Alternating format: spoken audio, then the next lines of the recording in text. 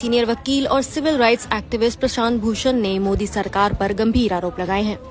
उन्होंने कहा कि सरकार भारत की सुप्रीम कोर्ट के जजों को ब्लैकमेल करके नियंत्रित करने की कोशिश कर रही है। प्रशांत भूषण ने कहा कि इस सरकार ने न्यायपालिका की स्वतंत्रता को खत्म करने का सबसे खतरनाक तरीका निकाला है, डोजियर बनाना। उन्होंने दावा किया कि सभी जांच एजेंसियों जैसे कि सीबीआई, ईडी, आयकर विभाग, एनआईए और लोकल पुलिस को यह आदेश दिया गया है कि महत्वपूर्ण जजों, खासकर जो भविष्य में मुख्य न्यायाधीश बन सकते हैं, उनके खिलाफ निजी जानकारियां इकट्ठा करें। अगर उन्हें कुछ मिलता है तो सरकार इसका इस्तेमाल जजों को ब्लैकमेल करने के लिए करती है। उन्होंने एक चौंकाने वाला बयान भी दिया। उन्होंने कहा, अगर आप सरकार की लाइन पर नहीं चलेंगे तो हम आपको या आपके बच्चों को जेल में डाल देंगे। प्रशांत भूषण ने साफ कहा, यह अफवाह नहीं है, ये सब हो रहा है।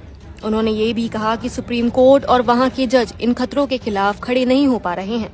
उन्होंने टिप्पणी की, दुर्भाग्य से सुप्रीम कोर्ट में इतना साहस नहीं है कि वो सरकार को कंटेम्प्ट में खींच सके। उन्होंने आरोप लगाया कि मोदी सरकार स्वतंत्र सोच वाले जजों की नियुक्ति रोक रही है, खासकर जो अल्पसंख्यक समुदाय से आते हैं।